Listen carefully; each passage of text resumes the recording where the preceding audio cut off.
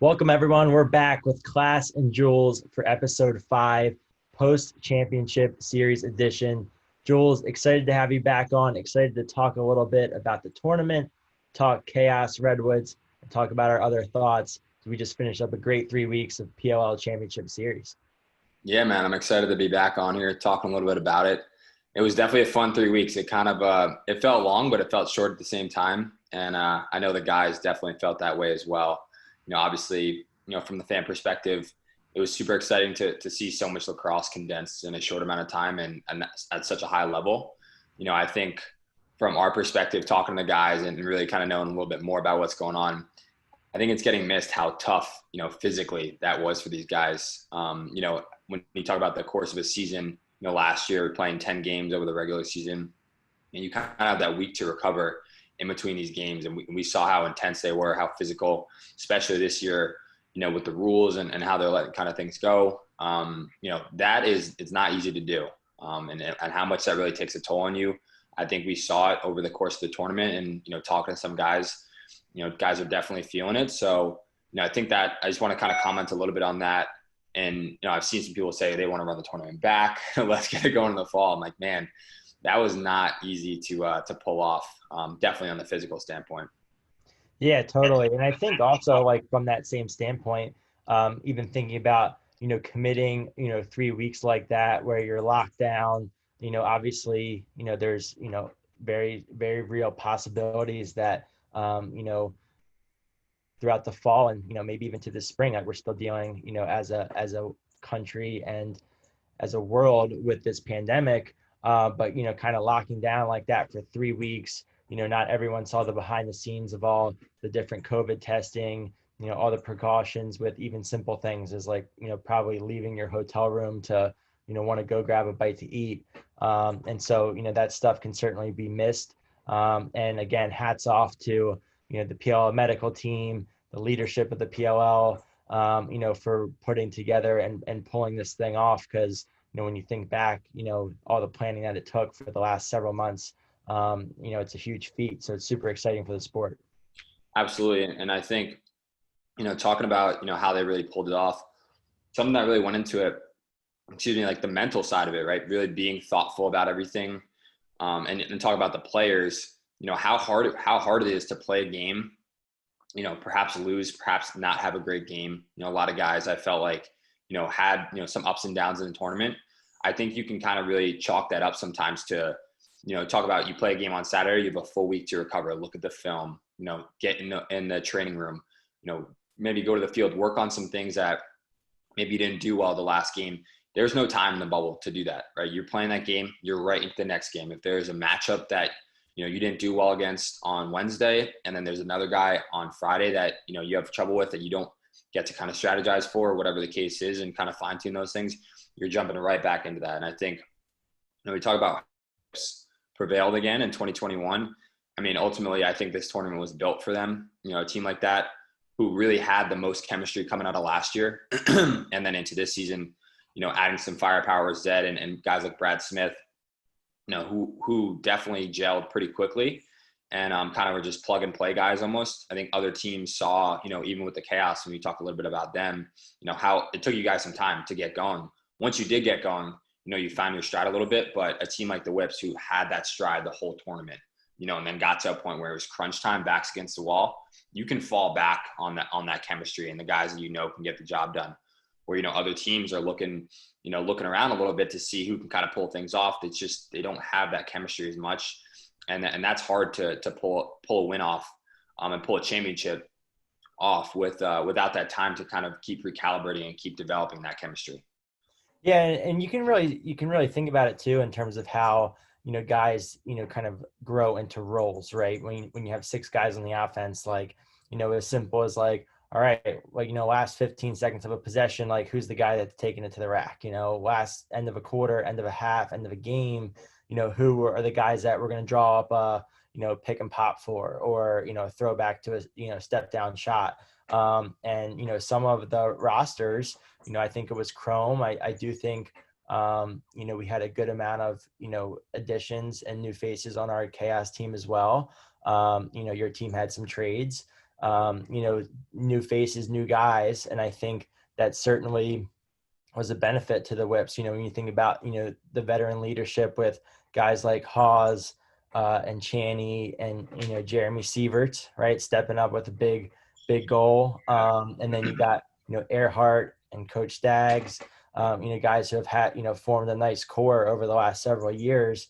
And then you kind of combine that with, great defense that's played together, and a great goalie, great face-off guy. And, but I think that really helps them in that mental piece too. That time where you got to dig in, you're looking around in the huddle, who's going to make the play and stuff. And, I think that certainly in a tournament format, you kind of can tilt that advantage a little bit. And I think like it was exciting, for us with the chaos, and I'm excited to, really get back and train and get back and compete for next summer, seeing, 4 games, like that mental toughness you spoke about, going 0-4, not easy, but kind of sticking together, being with the guys in the group. And, I know guys were, going off in the group chat and different stuff, and obviously more in the locker room, but, kind of sticking together and then making a run in the tournament to get, make that run, and then also just get fired up for what's to come. And we can keep building off that.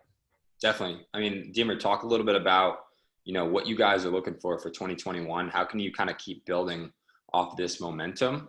And, what do you think kind of fell through in that championship game? And what are some things you really need to work on this offseason to kind of push into that next level in 2021? Yeah, totally. I think, watching the 2 games in the playoff and then building into the championship, I thought the chemistry just clicked, and I thought it kind of grew every game. I thought there was really nice balance between the attack and the middies. Jake and Dane and Sergio stepping up and making some nice plays, and then guys like Curtis and Josh, really starting to attack and win matchups. And I thought the ball was moving really well, kind of throughout. And I think kind of building for next year, it's kind of, like if you look at, I feel like some of the possessions in the championship, I think there was, maybe a couple turnovers here and there that, anyone would want back. And I think against a team like the Whips, like in that third quarter into the fourth quarter, like those, couple of turnovers, they ended up making us pay. And I think as the unit grows with chemistry and continuing to build, continuing to work on little skill stuff, I thought like guys like Jared and Jack Rowlett did an awesome job holding it down. Someone like Zed just, made some great plays. Sometimes you got to like tip your cap in that stuff. And I think it does give us a lot of, excitement and stuff to look forward to, and then some things to build on. So, I'm just looking forward to kind of digging in and seeing where I can, help and add value and how we can keep getting better as a unit. Definitely. And you talk about adding value, a guy that maybe perhaps plays a similar role as you. I know obviously you're more of a stretch shooter, but a guy like Kevin Buchanan who, just does his job consistently at the pro level, does what he does well, and doesn't try to play out of his role. Talk a little bit about, him.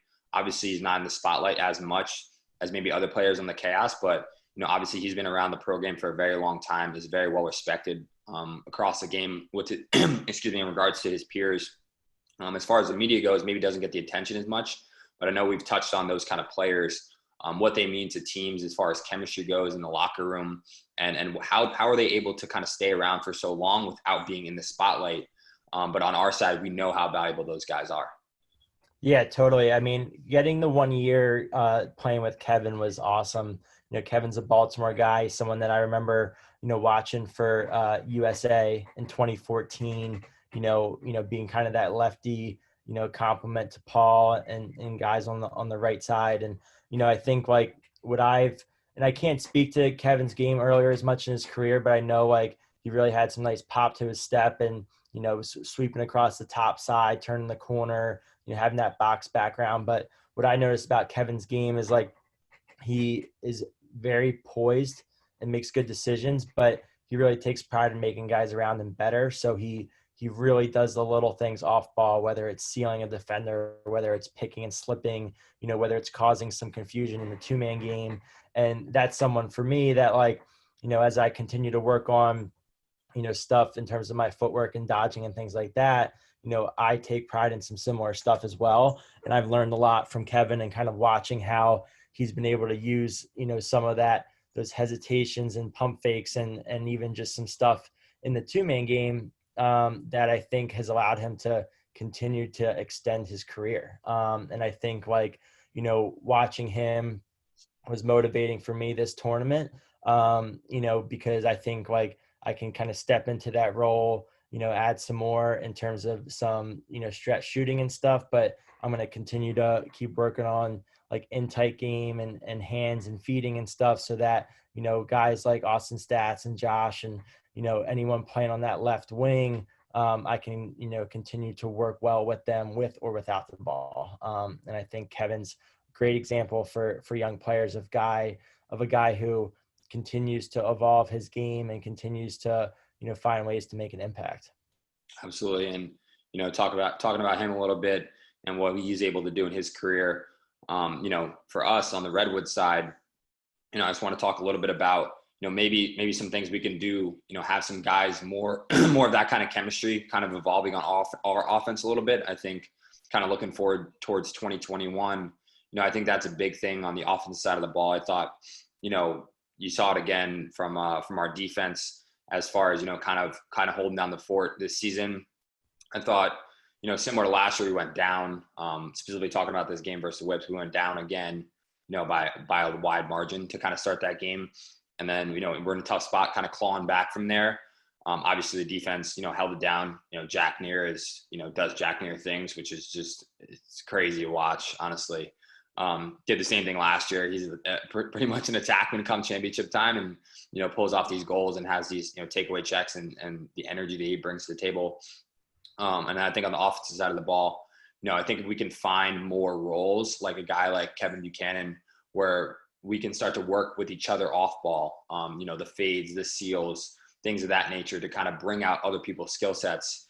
You talk about you playing with the guys like Austin Stats and Josh Burton, what they're able to do with the ball in their stick. What can you do then, when you don't have the ball to help set those guys up and put yourself in a position? And I think that's something we should focus on our side of the ball. As far as the Redwoods goes, to kind of take that next step offensively, I think we have all the pieces. And I think it's kind of just building that more team chemistry vibe with what our roles are, knowing what each other do well. Obviously, with the Miles trade, me not being in the lineup, just things were a little shaky as far as, personnel goes and building that chemistry over a 3-week period. A guy like Gleason who just came in, pretty much out of nowhere, and he's trying to step up and make big time plays. And I think that's something we should definitely look forward to for next year. I think, as far as the team dynamic goes, you saw the Redwoods again, down by, 6-7 goals to start, roaring comeback, 1-goal game, tie game. And it's incredible to see the fight and the character in those guys. Something I'm super proud of because I take, a great deal of pride in that as a player in just the fight and kind of being an underdog mentality. And I think it's one of the reasons why I love playing with those guys, because I know that they have that too. A guy like Kavanaugh who, maybe didn't play as much in the championship series for getting injured, and then shows up and, just puts on that 4-goal performance in the championship again, like he does time and time again in his career. Classic Cav. And, I think we took another step as a team, given the circumstances. And for next year, if we can, face off X, if we can get those numbers up a little bit. I saw Granley, post that today. And what that kind of does, we see a guy like Joe Nardella, when he's hot, and he started to turn it on in the championship game, kind of after Brad Smith, had that kind of dunk coming around the cage. It's just such an advantage, right? And it gives your team that confidence. And I think we can kind of take that next step of the X a little bit more and just push for a little bit more wins there, continue to build on that team chemistry. I think as far as the offense goes, and the defense is really in sync. I think we're going to be in a good place kind of going into 2021. Talk about, I saw Glazner tweeted about Coach Collins and kind of, his impact. Talk about, that a little bit and kind of what maybe he was referencing with that. Definitely. So, I met Coach Collins last year. He was coaching in New Jersey at some, at a club kind of setting. And he's a great guy. He, he's a team first guy. He's been playing for the Philadelphia Wings as a backup goalie for a couple of years now. He definitely understands the dynamics of a team and what it takes to win. And as far as what the sacrifices go, and I think as a coach kind of moved into the role he was in this year, as a guy coming in new to the locker room, to a team where, talk about the defenses in the league, like, the Whip Snakes, who have an established culture on defense and what they want to do and what they want to get done, they can pretty much coach themselves, right? And it's similar for the Notre Dame guys, who the terminology, the chemistry that they have, the knowing what guys' jobs are on game day and what you expect out of your teammates. It's not easy to come in as a coach into that kind of defense. It's definitely much easier to come in my opinion, to a team where things are a little scrambled and you kind of set the stage and you set the roles. You set the standard. When that's already set, you got to come in there knowing that, all right, I got to be able to elevate these guys in a way that's going to allow them to play to their strengths and do what they do well, do what they've been doing since, 6-7 years ago at Notre Dame, and it's been working. How can I add value? And I think you saw it in Glazner there, which is just, good on Glaze for kind of putting that out there, because that was Coach Collins' first year, and the defense didn't miss a beat with losing Landis, adding Finn Sullivan, Glaze, stepping up at times and being the number one defenseman, and allowing the defense to really, make the stops they needed to make. I think that's a credit to Coach Collins being able to manage that and manage those expectations and work with a guy like Glaze, who, he's pretty much a coach right at this point, with how he runs the defense. And I know that as far as the defense goes, when they kind of show that respect to a coach, it means a lot. And it shows that he was able, to really gel with them. Like I said, give them the respect they need, but also hold them to a standard when times were tough and he needed to get the most out of them. Yeah, totally. That's awesome. I mean, I think that's what's continuing to be exciting about the growth of pro lacrosse too. And you and I have talked about it. But you look at a lot of, other sports, and, so many players, right, are trying to continue to get better, continue to extend their careers on the field, off the field. You look at a guy like Brady, investing so much in his body and things like that. And when you get, these coaches that, can really make that impact, at the pro level, and trainers, making impact at the pro level. I want to give a shout out to Coach Casemeyer. There's a nice little article about him and, Brian Costabile, and kind of, helping Brian make that transition to having a great tournament. I think that's going to be an exciting, development in our sport too, when, you see players graduate college and they're the top of the top and the best of their game, but then 5, 7, 8 years later, where are they and how and who's helped them get there. So I think that's going to be pretty cool thing to see in lacrosse. Definitely. I think that's, just a testament, like you're saying, to where the game's going. I know I saw a tweet today about Coach Staggs, and, he was, I think it was Axios interview, and Paul kind of mentioned it, how, he was coach for college for 27 years. And, talk about the respect that he has from his team and, the what they've been able to do the past 2 years. Obviously the Whips are a very talented team, but managing all those expectations on that team, managing the players that you have, getting the best out of those guys. That's where we talk about the pro level. And a guy like Staggs, I was mentioning, is now he's being, acknowledged in the public more for what he's doing at the pro level. And maybe he wasn't getting that prior to that. We're going to keep seeing that development. And I think the teams that are going to be able to have coaches that are investing in developing their players in the offseason, like what are you doing, and what kind of programs, what kind of conversations are you having with your professional players that perhaps 5-10 years ago that wasn't even a thought. And I think that you're going to continue to see that develop, and the teams and the programs in the PLL that are going to continue to invest in that. I think it's going to pay dividends down the line because it's just going to keep getting more competitive. Kids are going to come out of college and they'll be working harder on their crafts on their own, finding trainers, like a Sackman in the NBA, like guys like that are working on guys' games in the NBA when they're not, with their teams. They're not with the Lakers, not with the Timberwolves. What are they doing? Who are they working with? And what kind of strategy they have built for the offseason? And I think that's going to continue to raise the game and elevate it to a place that we've really never seen it before.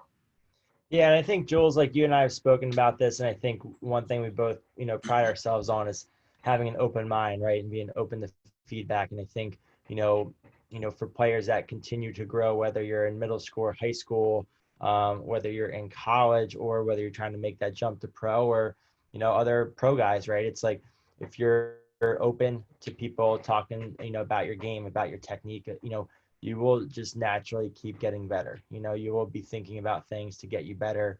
But if you're not, at some point, right, we all know that like that's going to lead to, maybe getting replaced. And I think that's, I know growing up, I've always been motivated by not wanting to be surpassed, by that next guy, and always wanting to be, the best I can be. So I think like it'll be a cool thing to see, and important, for players. And I think it's, I was thinking about it a little bit in terms of the way that some of our like youth club ball and like tournaments are structured. A lot of the parents out there, invest a lot of money through rising junior, rising senior year of high school, right? In terms of development and training and tournaments, right?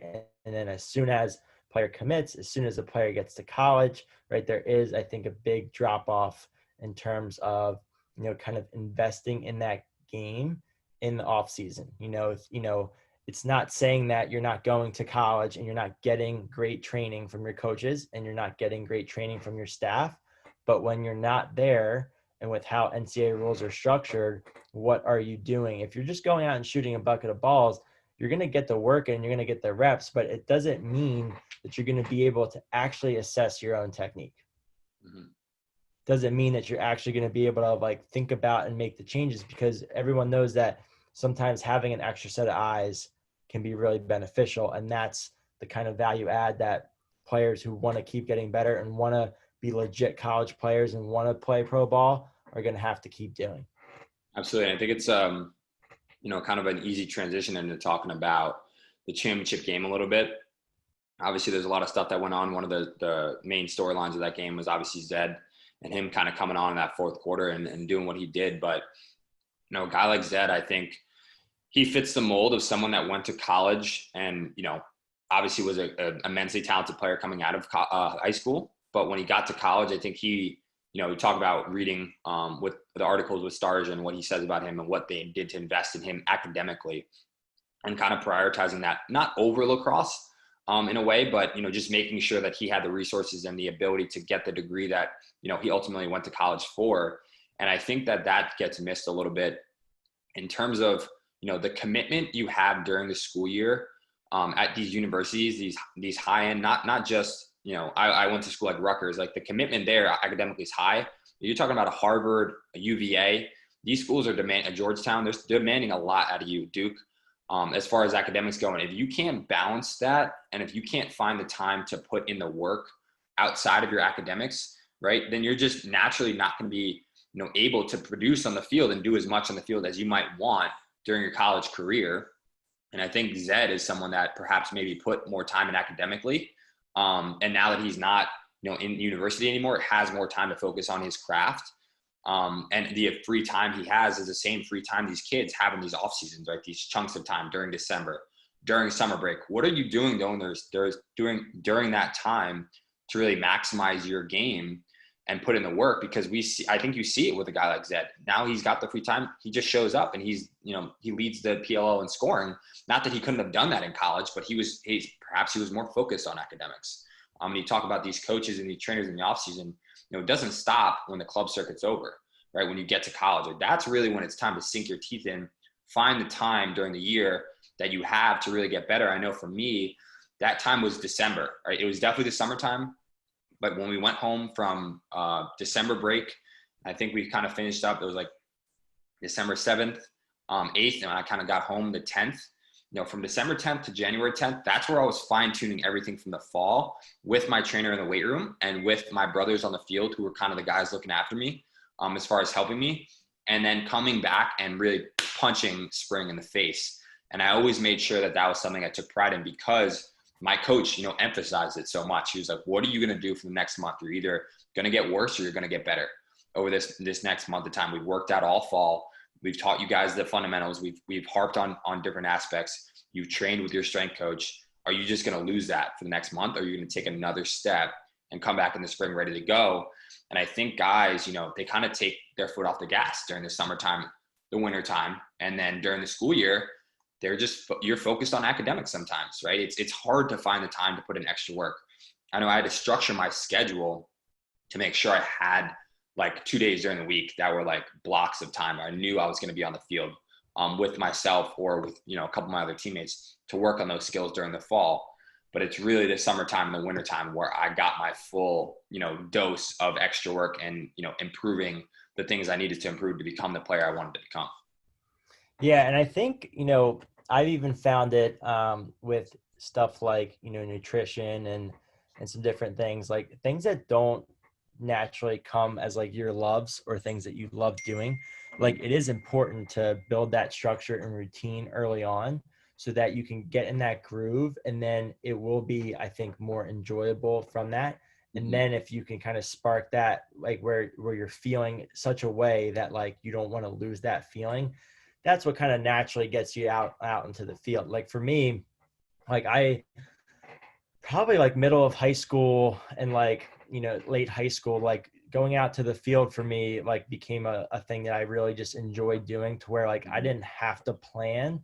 Like I was just like, I got to get out there at some point today for an hour and a half, and I ended up doing that. And there's other things that I know right now that like don't come as naturally or easy for me, that I do have to try and start building in the time, building in the schedule, or else it does kind of go away. And so, for the athletes out there that are maybe feeling like in these times of more freedom, summer, winter break, you do have to make that structure, give yourself that routine so that you can prioritize it. And then, as your body takes to it, as your mind takes to it, it will become more of a thing that you kind of, don't necessarily have to do, but you want to do, you need to do, because like that's kind of, fueling that passion that you and I have talked about. It's kind of feeding that thing that's, inside of you. So I think it's super exciting. And I agree, like, that winter break and that summer break was like, I wanted to get back to school and not be playing catch up. I wanted to be like able to take in the new things that like my coaches could teach me, or just do better earlier on instead of like delaying that process. Absolutely. And, I think the more that players can sink their teeth into this idea, and I know we talk about it, we'll continue to talk about it, like that's the differentiator, right? That's what's really going to separate you and allow you to become the player you thought you wanted to be in college. And ultimately, there were so many guys in my class way better than me talent-wise, guys that got to college who were way more talented than me, but they just weren't able to, kind of just keep rising the ranks. Like you might have been able to shoot better than me when we were freshmen, but how many goals are you scoring by junior year with that same shooting stroke? Like, have you improved it? Have you learned to shoot in different ways or score in different ways than the same stroke you had freshman year? And it's just the reason you haven't is you just haven't put, the time in during the winter, that block, during the summer, that maybe academically you were more driven and you didn't find those 2 days a week. Those things compound over time, and then 2 years go by, and some guys are just getting better each year. I think kind of wrapping it up, a fun thing, and I talked about with you is just kind of who we thought really stood out in the tournament at each position. So I'll go first. I mean, obviously, I think Zed was the MVP, obviously got MVP. I don't know specifically if that's MVP of the tournament or, MVP of the championship game. So I'll kind of circle back to that. But, talk about on the defensive side, I thought Dunn, was obviously the front runner for Defensive Player of the Year. I thought last year he was a guy that everyone knew that handles his matchups every time. He's been a guy that we've known about that for a long time, and you saw it time and time again this year. And I think, a guy like Glazner is really right there with him as far as, what he was able to do, kind of stepping up sometimes to be a number one defenseman, but also leading that defense, with a new defender in Finn Sullivan there, and losing a guy like Landis, who's his number one last year. Talk about attack of the year. I think that's where Zed, leading the tournament in scoring, doing what he did in the championship game and really stepping up, which honestly in the championship game to do what he did is just, we look at the performances, in lacrosse over the last number of years. I don't know if there's another one that stands out in a single game, on a game that big, on a stage like that, that you can really attest to. There's a couple of them, but that's definitely up there, in my opinion. So midfielder of the year, I think, obviously, it's easy to choose Tom there with what Tom's able to do, but I think another guy, I think, perhaps you could look at it like two ways, defensive midfielder, I think a guy like Jack Neer, in my opinion, what he's able to do, and the value add that he has to his team over the course of the season, and stepping up another big time, way, and come crunch time. I think Jack Neer is a guy that I really look at to say, like, perhaps not, the most flashy, not the most goal scoring, but value add as a midfielder on a unit this season. With this tournament, I think he's right there. Talk about face-offs. I think it's easy to talk about Joe Nardella. What he was able to do, he's been doing that for a long time. I know I played with Joe when I was in college, my freshman year. I remember in the fall, our coach said he was our number one midfielder, offensive midfielder as a face-off guy, and that everyone needed to step their game up because our Fogo was our best midfielder. And that was, I don't know if that's a shot on our team at the moment in time or if that's a, praise for Joe or both. But, I think that what he's able to do with the ball in his stick once he wins the draw, what he was able to do to kind of improve from box for this season, which he admitted was a huge boost for him. He's on a rampage right now as far as, proving people wrong, continuing to elevate his game and always putting in the work. So I think I was a no-brainer with him. And then, I think Joe was the MVP of the tournament. Honestly, I think, the ability for him to play at the level he did the entire time and kind of come in clutch down the stretch, stepping up in that championship game. I think, not to take anything away from Zed. I thought Zed was championship game MVP, but I think talk about someone that was able to do it the entire tournament. And if they didn't have him, I don't think that would have been the same tournament. Is Joe Nardella. So I enjoyed watching the tournament and everyone there, but I thought Joe really stuck out to me as a guy that just really put on a show and demonstrated that he was above and beyond everyone else. Yeah, totally. I do echo that with Joe. And I think the reason it also stands out to me is, take the running clock, take the shorter quarters, the shot clock and the possessions. I think there was that one moment where Zed scored a goal and then Nerds came right back down and popped another one in. And you could feel the momentum swing. And I think to pull off runs like that, having a dominant face-off guy is so big. Mm-hmm. And I think, again, it's not only the ability to get momentum on the offensive side of the field, but it's the ability to give your defense that rest too, and your defensive middies. And, if you're winning balls to yourself too, it's less on your wings. Obviously Earhart, does a phenomenal job on the wings as well. But, it takes off some of that pressure that isn't always quantifiable, on the other parts of the field. And so, I think his impact was tremendous on the entire tournament. I also play with him in Atlanta, and he is a phenomenal teammate, awesome guy to have around.